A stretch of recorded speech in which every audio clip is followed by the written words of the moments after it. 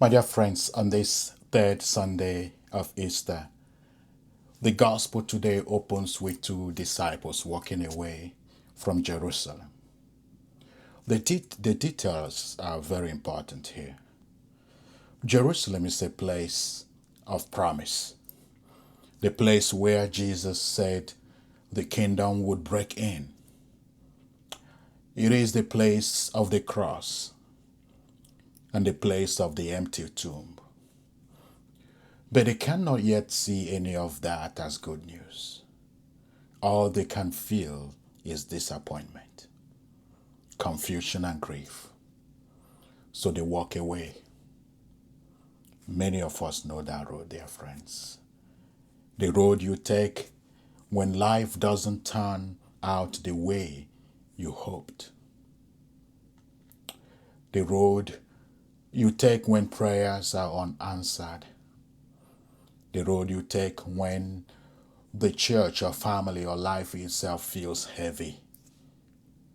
The road you take when you are trying to make sense of a story that suddenly feels broken.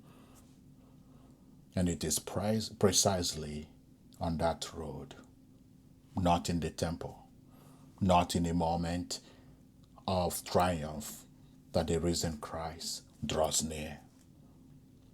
But notice something they don't recognize. Not because he is hiding, but because grief has a way of narrowing our vision.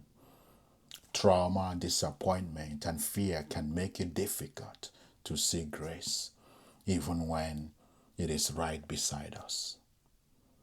So, what does Jesus do? He doesn't shame them, he doesn't rush them, he doesn't say, "You should know better." He simply walks with them, he listens, he asks questions, he lets them tell the whole story, including the parts that hurt. This is the first movement of the Emmaus story. The Christ accompanies us in our heart. That Christ accompanies us even in our confusion. Then comes the second movement of the story. Christ opens the scriptures. He helps them see that God was at work, even in the places they thought God had abandoned them. He refreshes their story, not by erasing their suffering, but by revealing that God was present in it.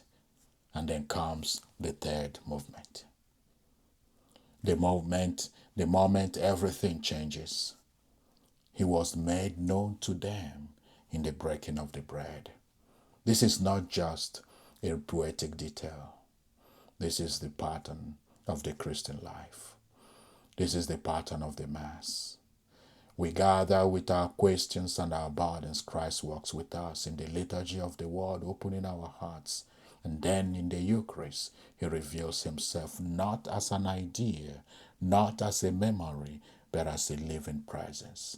The disciples' eyes are opened at the table.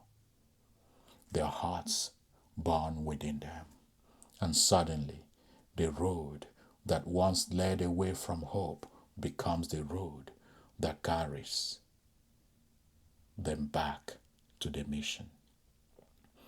Dear friends, this is the power of the resurrection. It doesn't erase our wounds, it transforms them. It doesn't deny our grief, it walks with us through it. It doesn't send us back to life we had, it sends us forward into the life God is creating. And this is the power of the Eucharist. It turns discouraged disciples into courageous witnesses. It turns wandering hearts into missionary hearts. It turns a broken story into a redeemed one.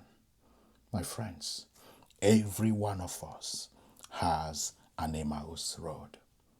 Every one of us knows what it feels like to walk with questions, to carry burdens, to wonder where God is in the middle of it all.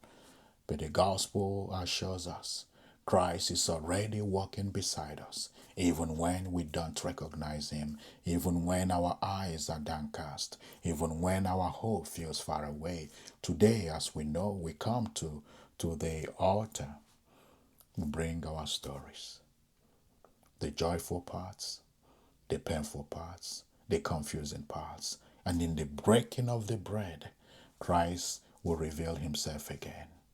He feeds us, He strengthens us, He sends us back into the world as witnesses of hope. So I pray that our hearts will burn within us. May our eyes be opened, and may we, like those disciples, rise from the Eucharist, ready to proclaim with our lives, for the Lord has truly risen. May God bless you and have a beautiful day.